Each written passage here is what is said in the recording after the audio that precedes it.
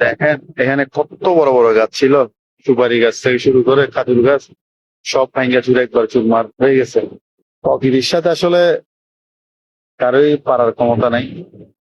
এই যে দেখ, পুরা বেড়িবাঁধ ভেঙে গাছপালা গুলো, সুপারি গাছ, নারকেল গাছ, ঝাউ গাছ সব চলে গিয়ে বিলীন হয়ে গেছে। এই যে এই সেক্টরটা পুরোটাই বিশাল বেড়িবাঁধ ছিল, ওই যে ওটার সাথে লাগানো, ফুলতলি বীজের সাথে লাগানো। ওই দেখা যাচ্ছে এটা হলো ফুলতলি বীজ, এর সাথে এটা এই বেড়িবাঁধটা লাগানো ছিল, এটা অলরেডি চলে গেছে গা, নদী গর্ভে বিলীন হয়ে গেছে গা। তো সবাই ভালো থাকেন, সুস্থ থাকেন। ভালো লাগলে অবশ্যই আমার পেজটা, আমার চ্যানেলটা সাবস্ক্রাইব করে রাখেন, আমার পেজটা ফলো করে রাখেন। সে বন্ধু মনে সবাই ভালো রাখুন, সুস্থ রাখুন। আর এরকম সুন্দর সুন্দর অথেন্টিক জায়গা দেখতে থাকুন, আমার সাথে থাকুন। আল্লাহ হাফেজ, আসসালামু আলাইকুম রহমতুল্লাহ। যখনই সুযোগ পাবেন, সময় পাবেন, ফ্যামিলি নিয়ে বেরোয় যাবেন, ঘুরতে চলে যাবেন। সেই পার্কটা আবার নতুন করে সবকিছু হচ্ছে বা হয়ে গেছে। ওই যে রেস্টুরেন্ট, এটা রেস্টুরেন্ট, আর এটার পরে হলো পুকুর, আমি দেখাচ্ছি একটু। আর এই যে এটা দিয়ে আমরা নামছি, এটা দিয়ে আগে আমরা নামতে হবে, সিঁড়িটা দিয়ে আমরা নামছি, নেমে সৈকতে আসছি, মানে সমুদ্রে আসছি আর কি। তো এখন এটার অবস্থা খুবই খারাপ। এটা ছিল বেড়িবাঁধ, পুরোটাই ভেঙে গেছে, এটা আমি বেড়িবাঁধের উপর দাঁড়ায় গেছি।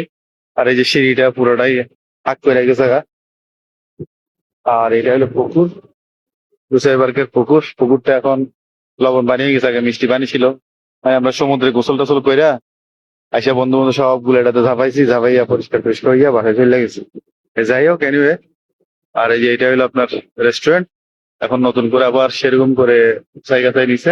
তো যারা পার্কিস্তর আসবেন, মানে যারা আনোয়ারা এই পার্কি সমুদ্র সৈকত আসবেন, তারা অবশ্যই লোসে পার্কের একদম এরা দেখে শুনে যাবেন। খাওয়ার ব্যবস্থা তো সব আছে, রেস্টুরেন্ট, খাওয়া দাওয়ার ব্যবস্থা সব আছে, ফ্যামিলি নিয়ে আসতে পারবেন।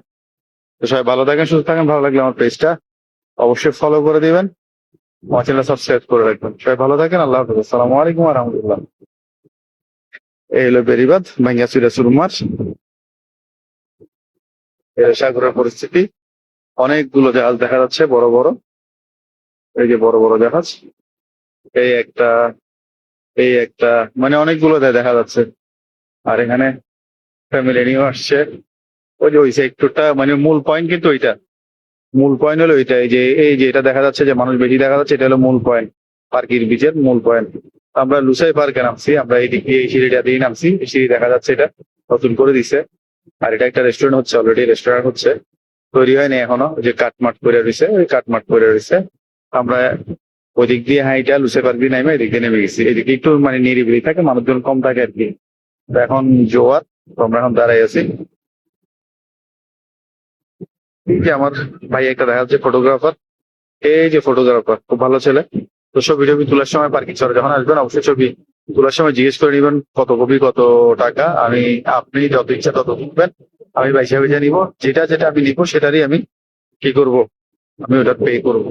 বাকিগুলো আমি সব বাদ দিয়ে দিই। তো এরকম হইলে অবশ্যই ফটোগ্রাফার দিয়ে তো ছবি তুলবেন, এটা যেখানে হোক না কেন, এটা কক্সবাজার হোক আর পতেঙ্গা সমুদ্র সৈকত হোক, আর আমার পার্কি বিচ হোক, অবশ্যই এদের দিয়ে ছবি তুলবেন, কারণ তারাও তো চলতে হবে। কিন্তু ছবি তোলার সময় অবশ্যই জিজ্ঞেস করে নিবেন, ভাই যত ইচ্ছা তত তুলো, তুমি তোলার পর আমার যেটা যেটা ভালো লাগবে আমি সেটা সেটা পে করবো, বাকিগুলো কিন্তু আমি নিয়ে নেবো না।